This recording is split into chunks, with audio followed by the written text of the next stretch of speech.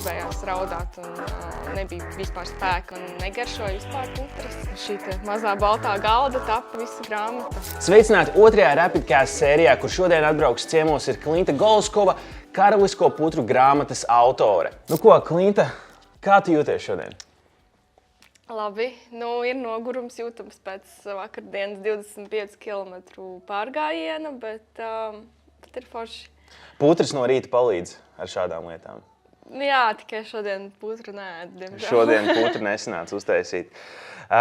Klinta, kā tu pateiktu, kas ir Klinta Golskova?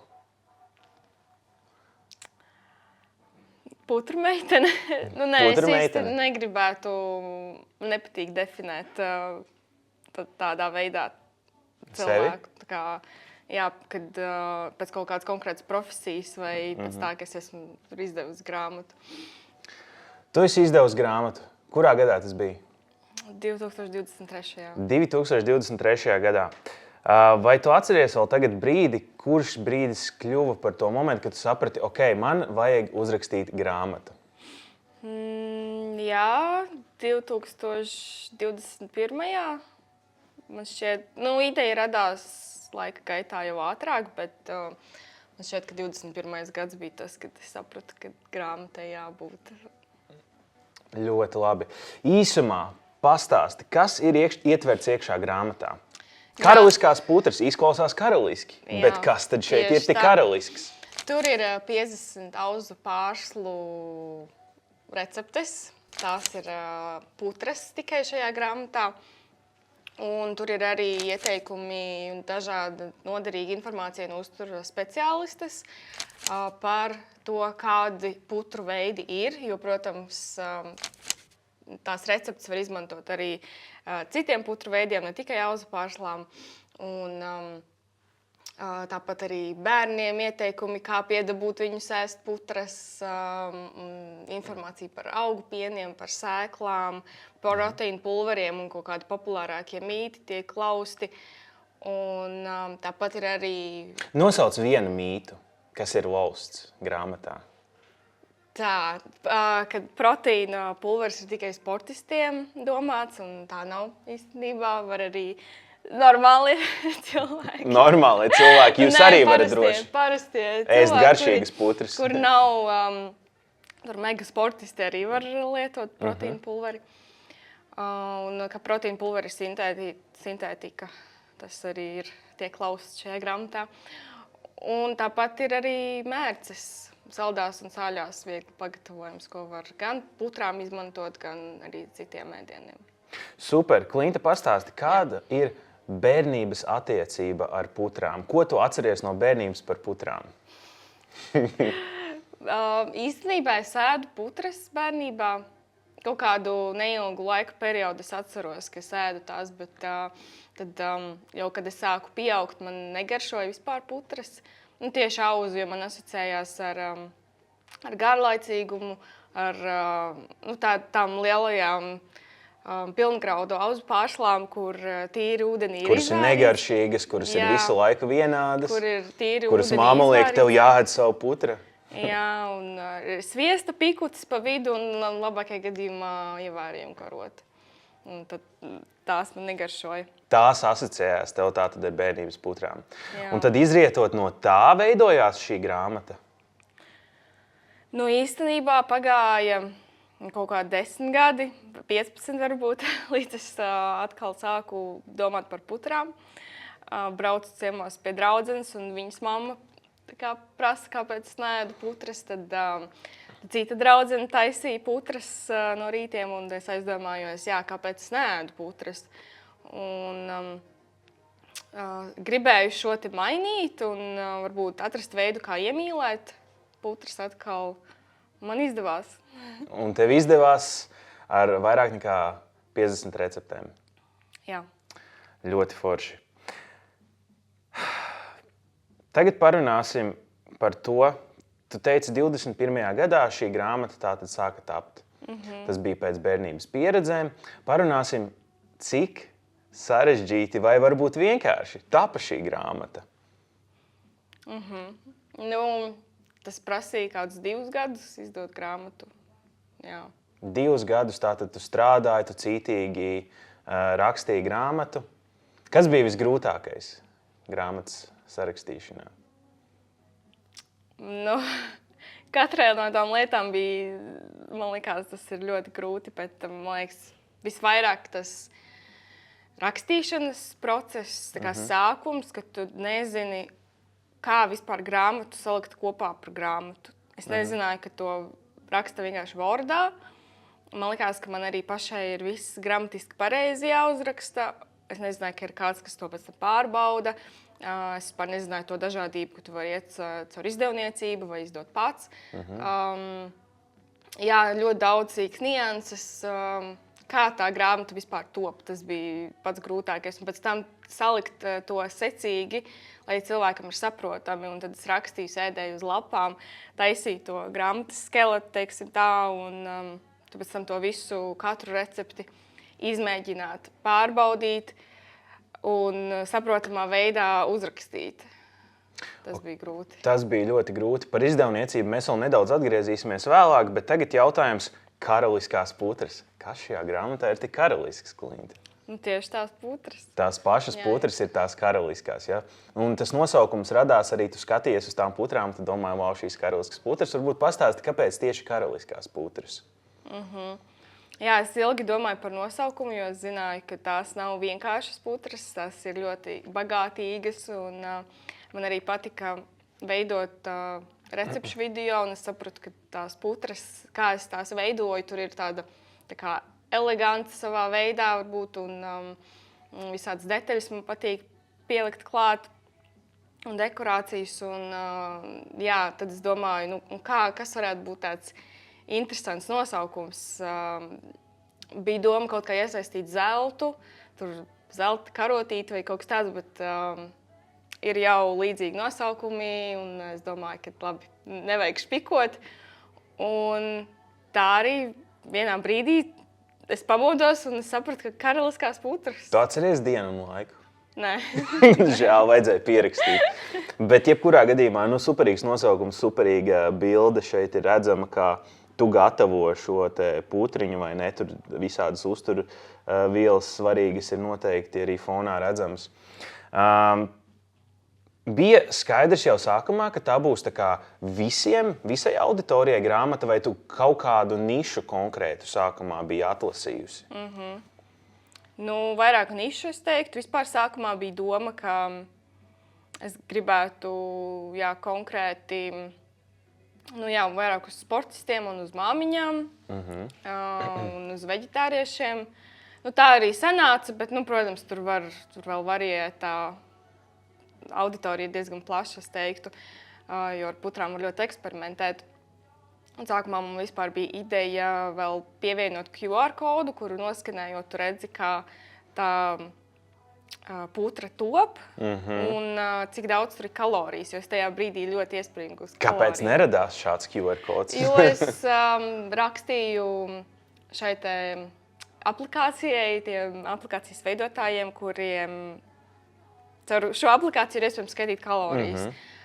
Bet tā kā tā ir starptautiska aplikācija, tad es arī nebiju vispār zināma tajā brīdī. Viņi īsti neuztver nopietni, ko es viņiem rakstu, man šķiet.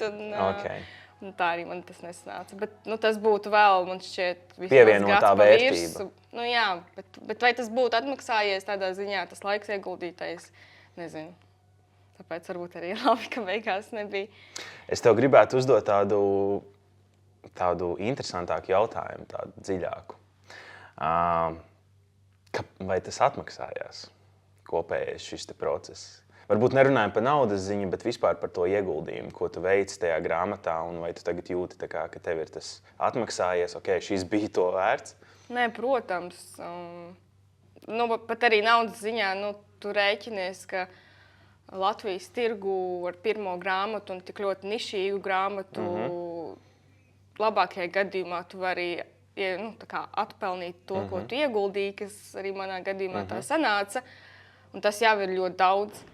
Bet, ja mēs runājam par to emocionālo sajūtu, tad Tad, jā, protams, atklāšanas pasākumā man vēl grūti noticēt bija, ka tā ir mana grāmata, ko es turu rokās, un ka visi šie aptuveni 100 cilvēki ir sanākuši priekš manas grāmatas, bet pēc tam jau, jā, tu saproti, kāpēc tu to darīji. Paldies droši vien visiem, vai ne? Protams.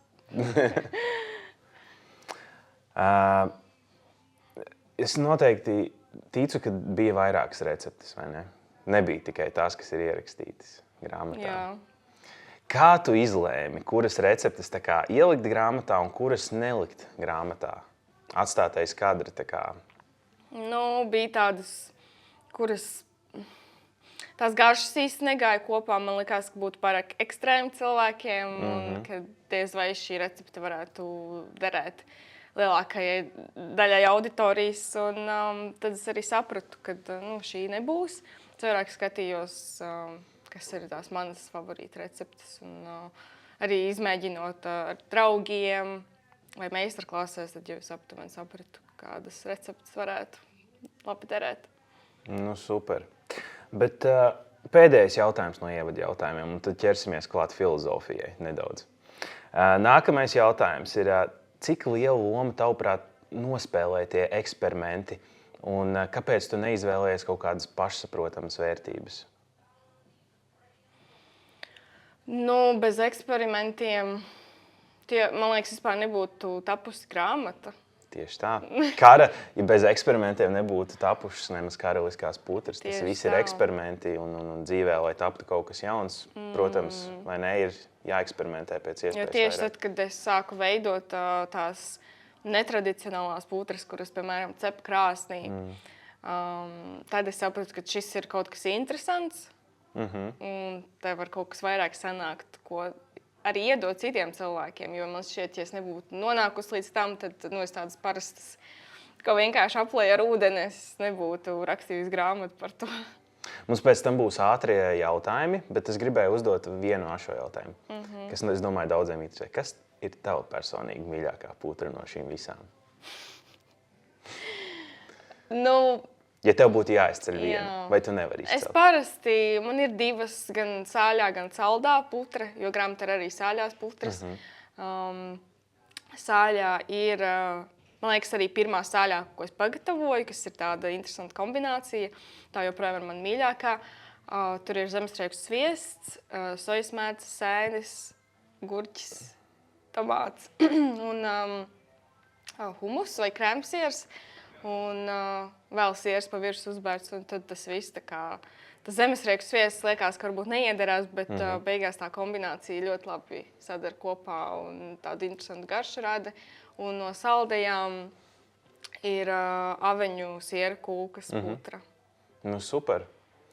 Klausies, Klinta, tev patīk filozofēt? Vai tu esi tāda konkrēta personība, ka tev vajag konkrētus faktus, tev vajag konkrētas lietas?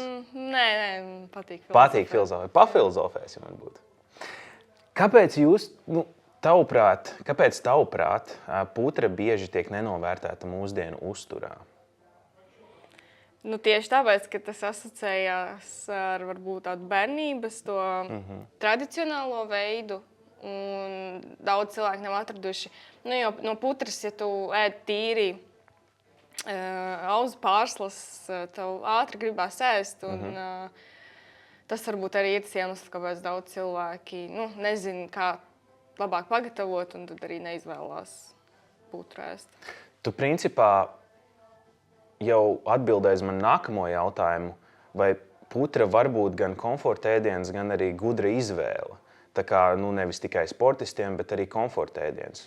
Jā, man pašai bieži vien tā bija, un tas īstenībā pašā sākumā man bija tāds ļoti liela tieksme uz saldumiem, un tad es tajā putrā izveidoju to tā, kad es apvienoju visādas saldas lietas saliku iekšā, un gan arī tāpat laikā normāli pāēdu, pievienojot to pašu proteīnu pulveri. Un, tādā veidā es atbrīvojos varbūt no tā nenormālā tās vēlmes pēc saldumiem laika gaitā. Kā mainās cilvēka attieksme pret ēdienu, kad viņš sāk domāt par sastāvdaļu kvalitāti, tavuprāt? kā mainās cilvēka attieksme uz Jā. ēdienu. Nu, cik svarīgi, principā, ir tā sastāvdaļu kvalitāte tavuprāt? Ir svarīgi. Es pati par to pēdējā laikā vairāk sāku domāt, jo mēs esam tas, ko mēs ēdam. Un, ja tu gribi labu veselību, tev arī ir kaut kas kvalitatīvs jāieliek sevī iekšā. Es ticu, ka tajās visās putrās ir uzturbagātīgas vielas, kas nepieciešamas, vai ne? Kā kurā, jo ir dienas, kad gribās kaut ko tādu, vienkāršāku vai saldāku, bet tāpēc jau kombinējot, tad var savākt visas vajadzīgās uzturvielas. Vai putra var būt arī svētku ēdiens? Un kā tu varētu to panākt? Man ir grāmatā dzimšanas dienas putra. Super. Varbūt, jā. Ļoti labi.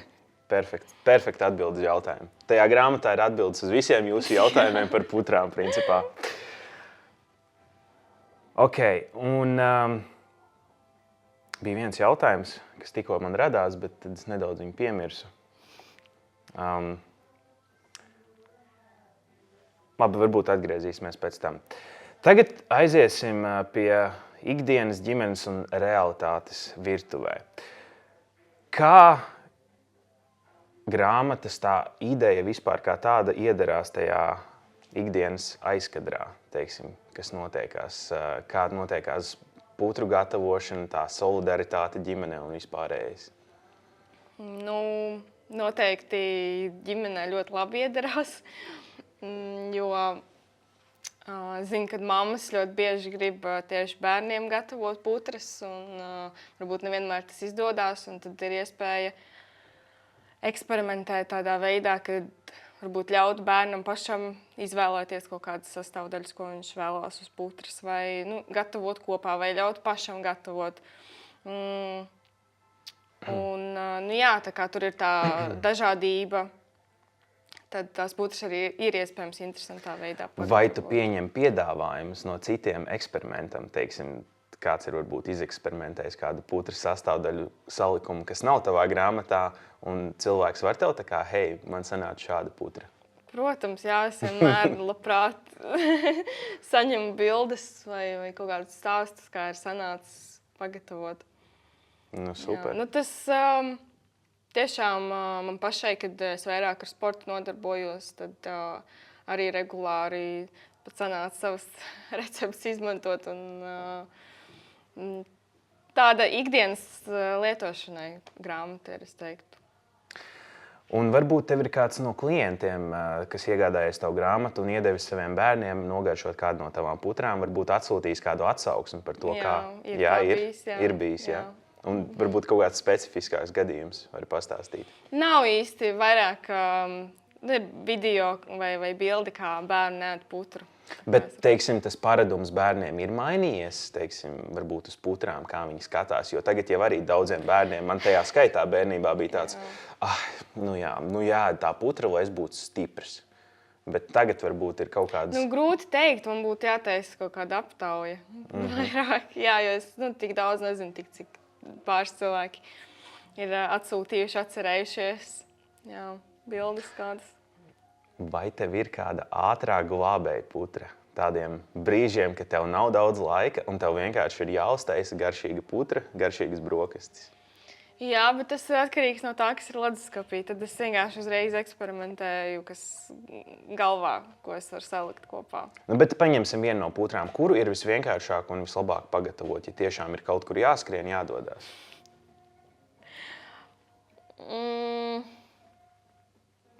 Tāds standarts, ko es parasti lieku, ir kāds šokolādes gabaliņš, ir zemesriekstu sviests vai tas pats ir ievārījums. Tad parasti man saldētavā ir kaut kādas saldētās ogas. Tās var ātri uzvārīt ar medu un uzliet pa virsu. Un kāds muslis, vai proteīna pulveris arī man parasti ir mājās, to var pievienot. Ļoti skaisti. Es domāju, tad mēs varam virzīties uz nākamo tematiku, kas ir par to rakstīšanas procesu un par izdevniecībām, izaicinājumiem un vēl visādām lietām. Es domāju, tas ir būtiski.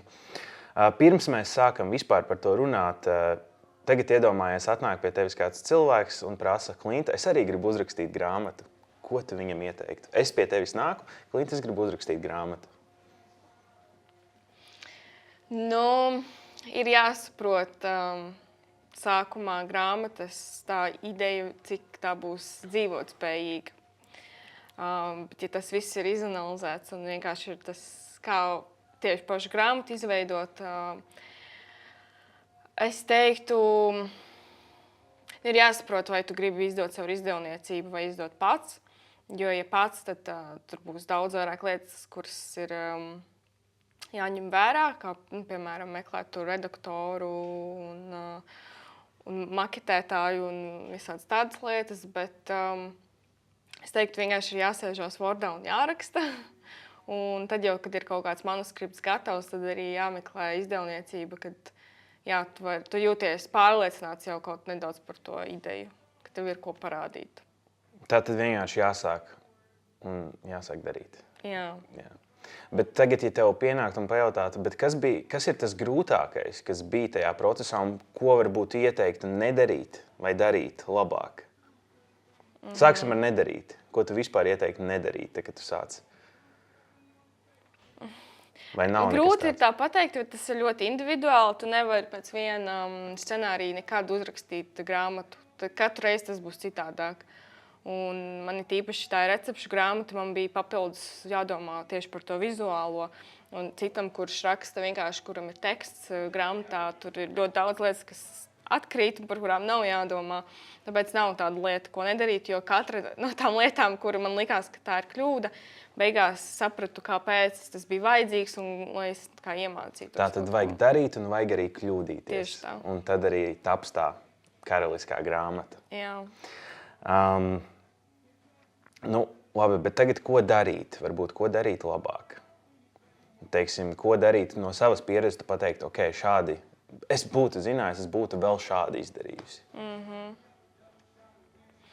Īstenībā tieši ar šo grāmatu viss, kā tas notika, es neko no tā nemainītu. Jo man likās, ka par ilgu, varbūt, ka es par ātru gāju uz izdevniecībām. Pēc tam man likās, ka es par ilgu meklēju izdevniecību, kuru man kā apstiprinātu. Tad, bet es saprotu, kāpēc tas laiks bija vajadzīgs.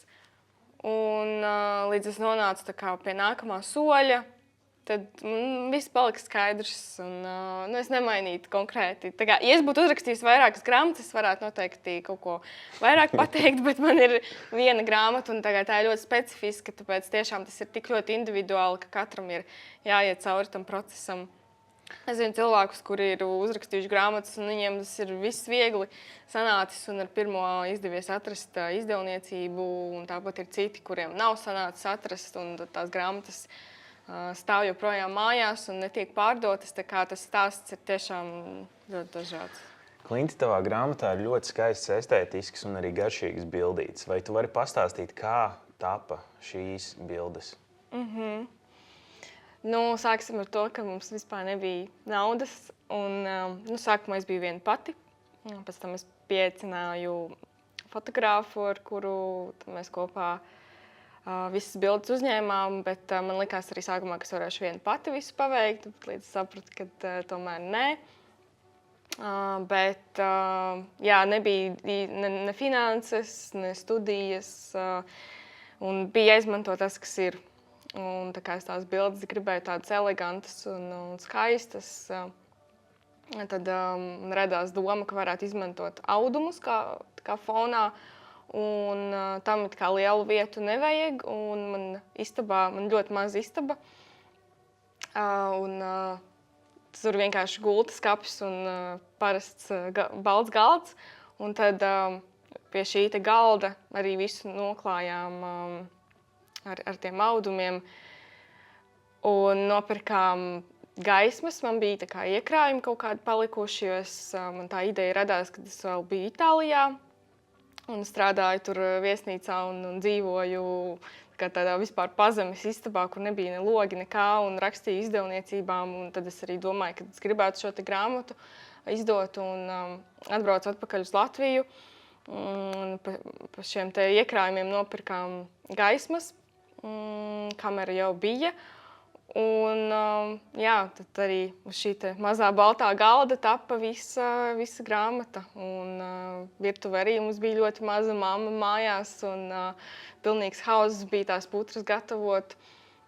Un dienā sanāca maksimums 5, bet tas jau bija tā, ka gribējās raudāt, un nebija vispār spēka, un nebija arī kas apēst tās putras. Tad mēs sākām aicināt draugus ciemos. Sanāca arī kaut kādas putras pārfačēt, un uz vienu putru aizgāja laiks aptuveni stunda, pusotra. Dažreiz pat ilgāk, ja bija tāda sarežģītāka putra. Tā kā, jā, tas bija tāds grūts arī. Ja rakstīšanas posms bija grūts, tad pēc tam tas tieši fotografēšanas laiks arī paņēma kaut kādu pusotru gadu kopā, man liekas. Ne, gadu. Teiksim, man liekas. Jā, bija kaut kāda pauze pa vidam. Daudz draugi tika pabaroti šīs putras tapšanas laikā. Es domāju, mēs esam nonākuši pie pēdējā punkta, viena no pēdējiem punktiem, kas ir izdevniecība. Cik sarežģīti ir atrast vai vienkārši izdevniecību? Manā gadījumā bija diezgan sarežģīti, jo es nebiju tā kā zināma varbūt sabiedrībā. Un bija izdevniecības, kas teica, ka jā, kad ideja ir forša, bet nav finansējums, vai visdrīzāk, kā es to tulkotu, ka vienkārši nebija tā interese, ka nenoticēja man līdz galam. Un, tomēr mūsdienās arī spēlē lielu lomu tie sociālie tīkli, un kad varbūt man nebija tik daudz tie sekotāji tajā brīdī. Bet es teiktu, man arī tā viss sakrita īstajā brīdī, kad man likās, ka viss vairs jau nav kur iet, jo tās izdevniecības Latvijā arī ir tik, cik ir. Bet tieši caur manu sekotāju Instagramā sanāca, ka viņi man uzrakstīja un teica, ka hei, te ir izdevniecība avots, tu vari droši ar viņiem sazināties un viņiem interesētu tavu ideju. Un, tā arī, es aizgāju pie viņiem. Un sapratām, ka veidosim. Bet pagāja kaut kāds pusotrs gads līdz... Pusotrs gads, tātad tieši tas bija mans nākamais jautājums. Cik ilgi tas prasīja, lai atrastu izdevniecību? Pusgads aptuveni, jā? Pusotrs gads. Jā, jo es, kad sūtīju pirmo reizi, man vēl pilnīgi nekā nebija. Man nebija ko parādīt. Un tad es teiktu, kāpēc teicu, ka ir jābūt kaut kam manuskripts kaut kāds, lai vismaz parādītu to, kad tu tiešām esi gatavs radīt to, par ko tu runā. Un man bija pāris bildes, bet tas nebija īsti pietiekami, lai saprastu, kas tajā grāmatā vispār būs. Es pati vēl nezināju, kas tur būs. Un tad jau tā pusotra gada laikā, ejot vēl uz citām izdevniecībām, jau līdz nonācu pie avota, tad man jau bija principā gatava grāmata. Interesanti, ka tu saki, ka tagad principā ļoti liels loma spēlē sociālo tīklu, jo agrāk cilvēks varēja vienkārši izdomāt, es gribu uzrakstīt grāmatu, un viņš to izdarīs. Bez kaut kādiem 15,000 sekotāju vai ne Instagramā. Bet tagad iedomājies, kad ir influencere, kura ir 15-20 sekotāji, un viņa vēlās uzrakstīt grāmatu. Viņai noteikti šis vieglāk būs izdarīt. Tu saki, jā? Noteikti. Noteikti vieglāk, jā. Jā, jo uzreiz ir bāze cilvēku, kas noteikti pirks tikai tāpēc, ka tieši tas cilvēks ir uzrakstījis to grāmatu. Vienalga, kas tajā grāmatā ir iekšā. Tātad mēs nonācām pie secinājuma, ka tiešām ļoti lielu iespaidu atstāja tas, cik daudz ir tev sekotāji un cik atpazīstams tu esi sabiedrībā. Protams, ja mēs ejam un skatāmies uz to, kā uz peļņas avotu, tad jā. Bet, ja to dara cilvēks vienkārši no sirds, vienalga, kas viņš ir sabiedrībā un cik viņam ir sekotāji, tad tur ir cits stāsts atkal. Parunāsim par biznesu. Aši. Noslēdzošie jautājumi. Tu vari atbildēt, cik grāmatas tu esi pārdevusi un kur viņas ir pieejamas šobrīd? Es vari pateikt skaitli vairāk nekā, un tad... Vairāk kā 400. Vairāk kā 400 eksemplārus esi pārdevusi. Bet mums arī tikai 500 bija izdrukāti. 500 izdrukāti. Jā, un var iegādāties avots izdevniecībām. par visizdevīgāko cenu, 22 eiro. Okay. Un Jānis Roza, bet arī jāskatās, kurās vēl ir palikušas. Jā. Labi, tagad parunāsim par noslēgumu jautājumiem un iedvesmojošiem tādiem, varbūt, kvotiem, ko mēs varam atstāt aizlikt aiz auss citiem cilvēkiem. Ko šī grāmata pastāstīja par tevi pēc šīs grāmatas mācīšanās? Nevis, ko viņa pastāstīja, bet ko viņa tev iemācīja par sevi? Šī grāmata. Ka es noteikti varu vairāk nekā es domāju. Un ka es esmu vērtīga. Mazs rūķis ved lielu vezumu.